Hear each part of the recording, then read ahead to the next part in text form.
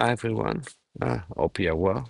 Welcome to the channel, or welcome back if you've been here before. In the video today, we are going to look at the full deployment of a personal demo website that you are free to customize as you like to make your own personal website. And we're gonna bring this application live on a domain you own. Now, the application is written on top of Django for the backend and React for the front end. Now, without any further ado, let's go to the content. Now, uh, actually, before we start, the gig. So, if you like the content, please consider to like, subscribe, and to leave any comment in the section below. So now, without any further ado, let's go into that. All right. So what's the objective? Is to have your own personal website customized on Oracle Cloud for free using HTTPS. So you need to own your own domain. Now, what do we need in order to achieve this? We need a tenancy, so we need an Oracle Cloud account. Now you can deploy the application somewhere else. I just highly recommend to use Oracle Cloud just for simplicity, because of the flexibility they offer, and also because it's fundamentally for free, because it's gonna be inside the very generous free tiers that they have. Then you need an account on GitHub. Now you can bring your own different workflows, and so moving the code from the development system to the production. We are gonna not gonna create any test environment into production using just simply copying those files. But in reality, using GitHub is just gonna make things much easier. So I'm gonna show you. Again, it's not a strict requirement. A disclaimer, everything I'm saying, you can find on Medium, so you can follow to that. So you can skip it through whatever I'm saying here, or fast track, or just read the guide, and you should have all the answers.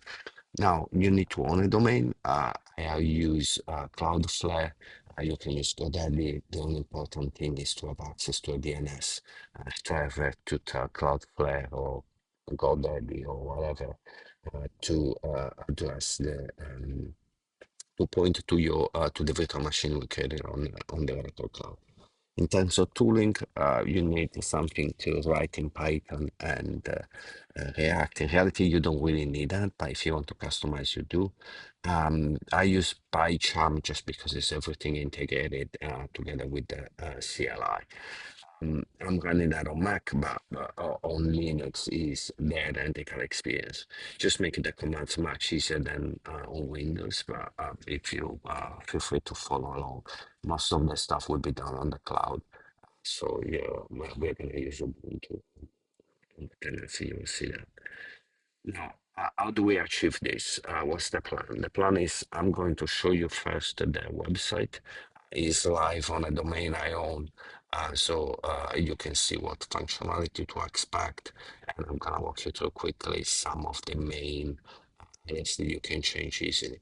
You can having access to the full code, you can customize how you like. That means that you can actually use some functionality, expand it. I plan to add a few more things going forward. Now, the other things that I was saying before, it's just much simpler if you have a GitHub account.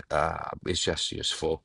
So you can copy a repository, so you can clone an existing one, and then you can modify. The way that we're going to do this is actually to use that both as a repository for the code. So if there is any change, in theory, you can recover that. And also to transfer file from the development environment to the production environment. Now, the development environment is, as we said, Django React. We are gonna install everything locally so we can see the website before deploying into production. So you can, locally, you can also make the customization, the changes before is in production, so you can make the change later, and I'll show you also that. Then we're gonna create the infrastructure that we need. As I said, we're gonna use a Hero Cloud. This is gonna include the networking. Is going to include the creation of the virtual machine and the configuration to ensure that we can communicate with the virtual machine. Then we're going to upload the code and we are going to set up the production environment. Locally, we use Node.js to run the front end so you can see the changes without compiling the code. But in production, we need a more robust system to talk to Django. And so we're going to use Juniper for that. Nginx is going to be used for proxy the request to Juniper. Now it's interesting to see that we're gonna the database. You can use any database you like. Actually, I have a video on how to connect Django with an autonomous database. I'm planning to do a video on that, but for the sake of simplicity, we're using an SQLite as a database, so it's just a file-based database. Right. So once we had this set up, you could actually be able already to see the website by still on HTTP. So next step will be actually to connect your VM with Cloudflare or whatever is the provider of your domain or the DNS where you are going to use. It's pretty simple. It's just a few commands and a few configurations that may change depending on the provider. Then we're gonna do some fine tuning. So, for example, I'm gonna show you how to enable for emails and yeah, and a few other bit and pieces. Right. So, without any further ado, let's jump straight into phase one and go and check the website. Thank you. See you there.